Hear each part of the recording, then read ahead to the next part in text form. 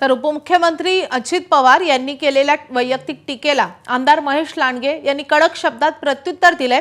तुम्ही काहीही आरोप कराल आणि आम्ही ते मुकाट्याने सहन करू, असं आता होणार नाही, असा इशारा लांडगेंनी दिलाय। पिंपरी चिंचवडच्या प्रचारात अजित पवार आणि भाजपच्या महेश लांडगेंमध्ये जोरदार जुगलबंदी रंगलेली पाहायला मिळाली आहे। लांडगे म्हणाले, अरे सगळे लांडगे एका माळीतले मणी नाही।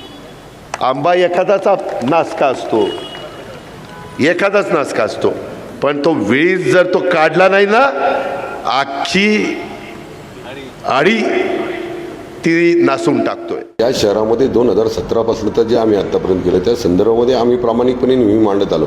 याचा अर्थ असा नाही की आमच्यावर तुम्ही काही आरोप करणार आम्ही सहन करणार। मागच्या 10-15 वर्षामध्ये मी कधीच कुणावर आरोप केला नाही, करायची इच्छा पण नव्हती। पण एवढंच मागच्या 2-3 दिवसापूर्वी त्यांच्यावर जे माझ्यावर आरोप झाले किंवा माझ्याकडनं जे बोलायचं ते मी बोललो, याच्यापेक्षा मला जास्त काय बोलायचं नाही। हे शहर माझं आहे, या शहराचा स्वाभिमान मला आहे आणि मी पिंपरी चिंचवडकर म्हणून मला या पिंपरी चिंचवडचा स्वाभिमान आहे।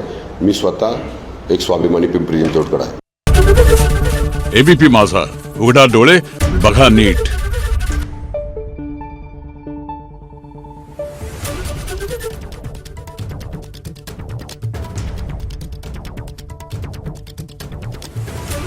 Thank you.